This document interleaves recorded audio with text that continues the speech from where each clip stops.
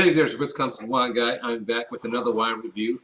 For those who are new to this channel, let's bring you up to speed. These are wines that you can find on the shelves of your everyday liquor store, grocery store, and some wine shops. I make a selection of wines and give them a taste and give you my opinion using my famous or infamous thumbs rating system. Thumbs up means I recommend this wine, give it a try. I enjoy it. I'm sure you would enjoy it too. 3/4 says that, you know what? If this wine is at a party and I had it and it surprised me, if it's a good wine, if I really enjoy it, I'll bring a few bottles home and we'll share it with my friends. Halfway, not so much for me. There was something about the wine that was a little bit off or out of balance, and I'll tell you what that is, but doesn't mean it wouldn't work for you. So you give it a try and let us all know. Thumbs down, that's the obvious one. Just get that wine out of here. It's just not going to work. Don't waste your time. I'm sorry I had to waste my time to waste your time on a thumbs down wine. But there you have it. But very, very few, infrequent, I come up with a wine that's a double thumbs up. That is a wine that is exceptional, to my palate, that you know what, I must have it and you must try it, and be very curious to know if you give it a double thumbs up just like I did. So here we are back to our business here. We're going to be sampling wines from Elouan. Elouan wine, winery, which means, I had to look that up. Elouan means good light. And very interesting about this wine. So here it is. We're going to be doing the Chardonnay and the Pinot Noir. I'll tell you more details about that as we go. But Elouan does something unique. So it's an Oregon wine made in California. What? An Oregon wine made in California. So the winemaker is out of California. And so they sourced grapes from the coastal part of Oregon, 3 different sections, coastal part of Oregon, to produce this wine in a quasi-California style. Wanting to extract, ripeness and fruitiness, but still maintain those delicate attributes that you'll get out of Oregon, coming from a coastal wine. So we're going to be trying the 2019 Chardonnay. All right, let's get that poured. I mean, again, I tell you this, as always I tell you, I love when I have multiple wines from the same winery. I get a chance to taste the wine or several wines and decide, okay, what's the taste profile here? What are they going for? So that's the 2019 Oregon's Pinot Noir, and this is going to be the 2017, I'm sorry, Chardonnay. This is going to be the 2017 Oregon Pinot Noir. Get both of those poured. So I'm very curious, in trying these with you and seeing, do we get that California feel from an Oregon wine, but it's still Oregon? Sounds confusing, but the palate is going to tell us how it goes. Let's get a look at that color. That is our Chardonnay. All right, so our Chardonnay has, very light actually. Let's get my white background here. This Chardonnay is very light, has nice, soft, subtle golden hues in this Chardonnay. So that's pretty nice. Very light, very delicate. Pinot Noir, however, we're looking at, wow, it goes from, looking at my sheet here, it goes from a garnet color to a subtle or light ruby. All right. That's the Pinot Noir. I mean, that's good extraction. So for the Chardonnay, I have my notes here. That is 10 months in French, 100% oak, French oak. And the Pinot Noir is, the Chardonnay is 15 months in French oak only. Goes through mallow, secondary fermentation, soften it, round it off. And then the Pinot Noir is also 100% French oak, but only 10 months. And it also goes through a secondary fermentation. All right, to soften it, make it supple. All right, let's give it a nose on each. Wow, when you think about coastal areas, I don't know if you ever had the chance to stand out on the cliff or on the edge, in the early mornings, when the breeze is coming off the ocean. There's this smell of this feeling of just fresh, like the mist of the water, just rushing up your nostrils. That's what I get here. That's the Chardonnay. I mean, very, very fresh on the nose. Citrus, delicate. Ooh, and the subtle stone fruit. So it has a delicate elegance to it. Wow. Oh, that's pretty nice on the nose. Now for our Pinot Noir. Ooh, wow. So, Pinot Noir. Remember I said it's an Oregon wine made in a California style, but still maintaining Oregon characteristics. Definitely on the nose, you get that depth of fruit on this Pinot Noir. That's that California vibe for me. But then it mellows out, you know, with the subtleties, you know, of the oak. So it goes like from dark berries to red fruit here, but very subtle. That first whiff was like dark berries and it just mellowed out. Wow.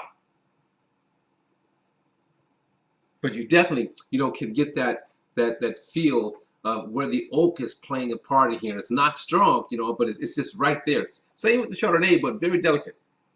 So now, again, I said 100% French oak. So let's clear this up. Difference, very simple. French oak, subtle notes, subtle spice, may get some cedar taste to it, whereas American oak give you kind of like those sweet notes, you know, vanilla, you know, caramelization, you know, but both will give you, depending on the char of the barrel, will give you a toastiness to it. So these are seem like a very light toast, but all French oak, so we're not going to get that sweet, caramely, vanilla taste coming from American oak here. All right, and tannins, we'll see. So now for the Chardonnay, first our rinse. Always a rinse first. You know, I just snacked on some things, but always a rinse first, and then we taste from the second sip. So before I give you a rating, I'm going to go through both of the wines, and I'm testing for acidity. No acidity, no play.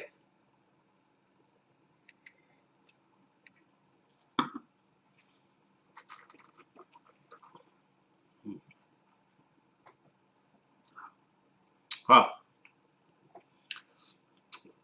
Nice acidity. Again, very well blended. Wow. I mean, silky. I mean, if there's ever such a thing in wine being silky, I mean, that's silky, and that fruit just rolls right over the palate. That's pretty nice, but love the acidity. We're going into more details on that second sip. But now let's do the Pinot Noir.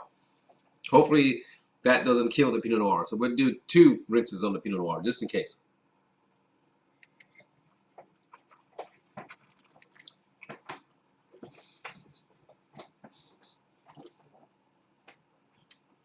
Okay, that's 1.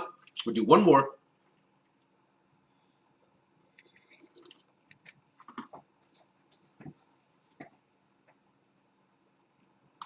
Okay. Nice acidity. That's that cool climate. Nice acidity, but bursting with flavor. Very light again. You know, I should say light on the palate. Elegant alcohol on the, believe it or not, on the Chardonnay, 14.2%. I didn't get that.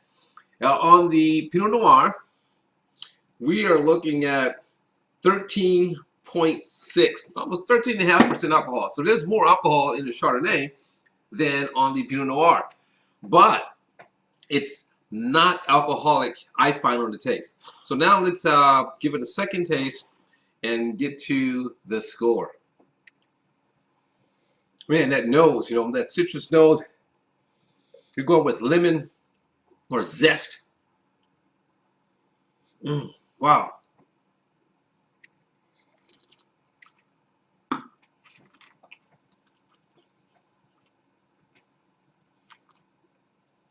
Okay. When I mentioned zest or lemon pith, lemon skin, you get that citrus, you get that suppleness of the fruit. Then there's that zest of lemon that is on the finish, gives you that kind of like subtle bitter finish, just like, you know, having a lemon. But I definitely would see this as a good food wine. Okay, and if you like that style, it'll be a good drinking wine. There's a nice chill onto it. One more sip here.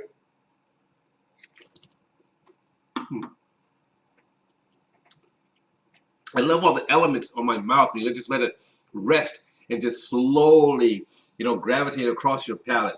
That's pretty nice. I mean, I can see seafood.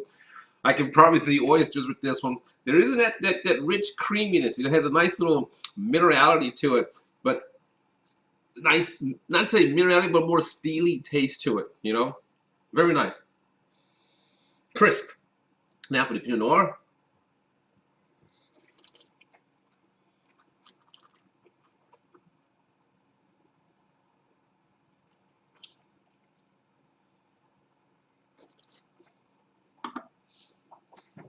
Now both are dry. And the Pinot Noir, again, coming up to that Chardonnay, so I may have to pour some more Pinot Noir. The Pinot Noir, again, it has a nice fruit presence, nice and elegant, you know, on the palate. It spreads very nicely.